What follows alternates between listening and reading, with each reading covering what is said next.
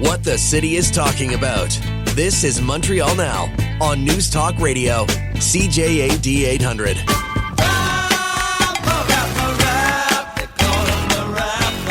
Today, I announce my resignation as your Prime Minister. I know, heartbreaking news, especially for those of you who enjoyed skyrocketing grocery prices, crippling inflation, and housing so unaffordable it turned millennials into lifelong roommates. All right, that's part of a deep fake. I should have maybe done a warning in advance of that in case someone just fell off their chair. That is a deep fake put together at the, we saw this at the end of last week. Pretty convincing, too. It's not only the audio, it actually looks like Justin Trudeau is saying those words in a speech. James Mennie over at the Montreal Gazette's on the line. So, Jim, this caused a bit of an uproar last week, right? Absolutely, and if nothing else, it should be an indicator as to how dangerous the future is for a lot of us, and not just in terms of covering politics, but in everything, where fake news can actually look like real news. Although the fact of the matter is, to a certain extent, you could also argue that for the foreseeable future, we also have a fake government. We don't really know who's in charge. We don't know how long the Prime Minister is going to be hanging around. Every day seems to bring a new sector of the Liberal Party that wants him gone. Yes, it's over the holidays, but we're also realizing the clock is ticking south of the border, where everyone's favorite dysfunctional narcissist, Donald Trump, is going to be sworn in next month, and we still have no idea how to respond to that. And with every passing day, however, it seems the Liberal Party is more and more divided, more and more confused. And I don't think that's a place Canada can afford to be right now. But I guess so long as Justin Trudeau's ego has to be fed, will all of us be walking on eggshells, as we say in these parts, until he finally decides to actually put out a real announcement, Aaron, that he's leaving. And you know what? I saw a report today. Sources are saying he's not going to do anything over the holidays. With all due respect to sources, I think he's going to do something. But when he does it, he'll have thought about it 40 seconds before he announces. Okay, I thought what I heard this morning was he's going on vacation. He's taking his family with him. There'll be no announcement. You're not buying any of that? I don't buy anything. I don't buy anything anymore. And, ever since the whole thing with Freeland, right? The guy's on his own planet. Like, no one has denied that's what happened. No one has turned around and said, how dare Christian Freeland write this tissue of lies. No, what he did was call one of his most loyal senior cabinet ministers, fire her on a Zoom call, say, I'm going to be given the job to someone who's very, very close to you. But in the meantime, feel free to deliver the economic update. And like I said then, I'll say it now, completely different planet. And I have heard anecdotally, I have nothing, hard and soft, but I have heard anecdotally that as an individual, Justin Trudeau is notoriously indecisive. So who knows? Maybe he has made up his mind a zillion times, and I'll make up his mind a zillion more. But the clock is ticking. And I think if his ego is giving him his biggest piece of advice, he has to remember, his ego has to tell him, the longer he waits, the more damage he's done, the more his name will become synonymous with things that went horribly, horribly wrong in this country. They won't be naming schools or libraries after him. They may be naming disastrous situations after him. So I want to ask you what I did here. I was going to ask David Hertel later on as well. This idea today, when we found out his entire Ontario caucus en masse comes out and suggests that he resigned for the better of the party, if you will, for the best of the party. Yeah.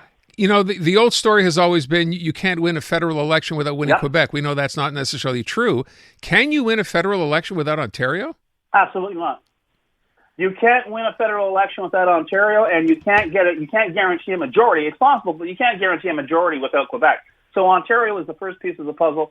Ontario has essentially turned its back on him. And I read it was about a little more than 50 of the 75 Ontario caucus members, which basically means there's probably 75 of the 75 members there, and just they just don't want to stand up and be counted. But this is it. We keep hearing how all of these decisions are going to have to be made. We keep hearing about the excesses of Donald Trump. We need someone in charge. We need someone at the control panel. And basically, the ship of state, if Justin Trudeau is steering the ship of state, he's unconscious at the wheel, and we're just sort of like, chugging around in circles. It is absolutely unacceptable. And the fact that more rage is not being, elicited from the ranks of his own party, I find is rather disquieting. People are being very polite. I think we're past the point of being polite. This guy is actually playing with the country. He's jerking Canada around, and I think it's time it stopped. We heard, was it yesterday or Jim, or a couple of days ago, maybe over the weekend, whatever group got together, U.S.-Canada policy, with Trump and borders and everything like that. He's carrying on like nothing, like everything is okay. Absolutely. He's chairing a meeting of that today, by the way. I don't know if this is exactly the utterly meaningless, empty vessel he offered Chrystia Freeland as a consolation prize after he fired her from the finance portfolio.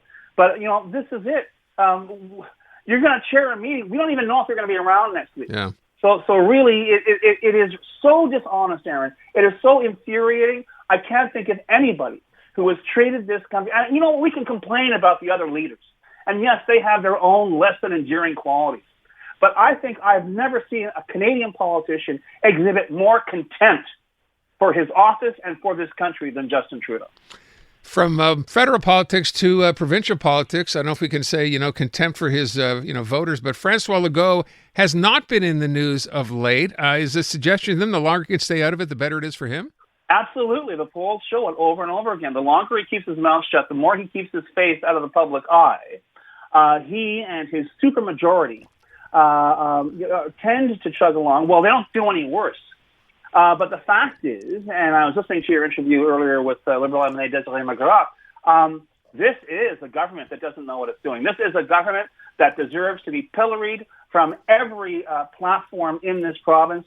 I can only hope that Ms. McGraw's comments are being repeated in the regions, in what I like to refer to as CAC-land, because this really egregious level of incompetence and insouciance about what happens in Quebec, what is being done in terms of the big problems in Quebec. We want to teach people French, but we're not really teaching them French because we're cutting funding for French classes. It is the most Alice in Wonderland. We don't know what we're doing from one minute to the other government that that has hit Quebec, I think, ever. Certainly in my knowledge.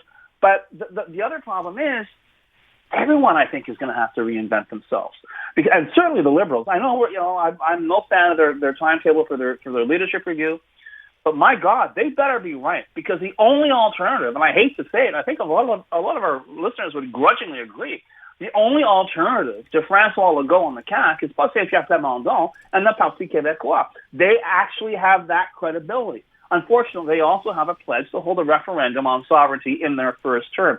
So, just what we need after 50 years, more uncertainty, more pie in the sky, absolutely fabricated visions of a successful independent Quebec.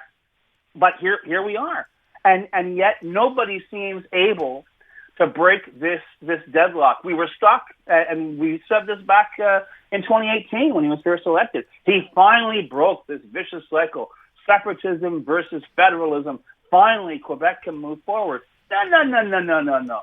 Because now it's not separatism versus federalism. It's the CAQ versus everyone else. It's the CAQ versus immigrants. It's the CAQ versus Anglophones. It's the CAQ versus people who don't agree with the CAQ or people who dare to question their policies. Not healthy was never healthy. And it'll be interesting to see, come the next general election, which still seems to be decades away. Yeah, it's true. How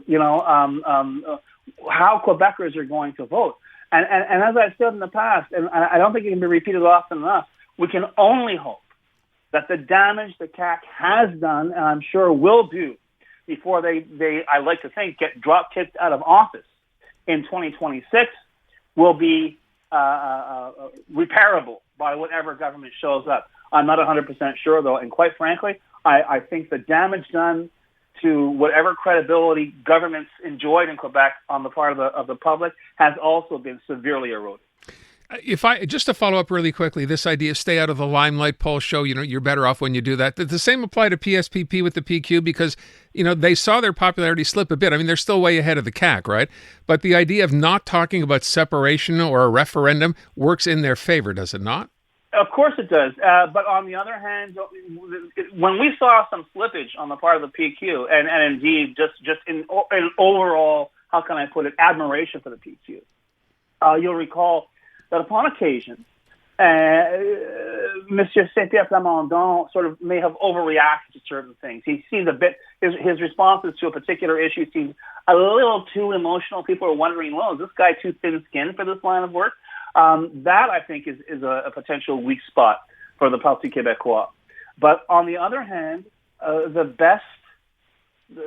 gift, the political gift that they have every day when they wake up, and I'm sure they're very thankful for, is François Legault and the CAQ. Right. Because every week, every month, every day, Aaron, they find some new way to screw up. And not just for Anglophones or immigrants, for everybody. So in that regard, they are something of a reverse national treasure. We'll see how clever they are in 2025.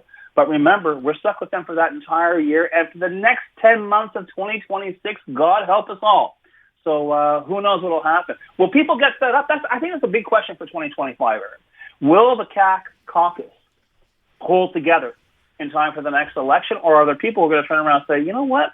It ain't looking too good. Maybe I should find another line of work, or maybe I should change parties. Who knows? But I have a sneaking suspicion, perhaps, this vaunted third way, this political phenomenon that was the CAQ created by François Legault may not survive the coming year. We shall see. As you said, 2026 seems so far away even now. James Mennie at the Montreal Gazette. Thank you, Jim.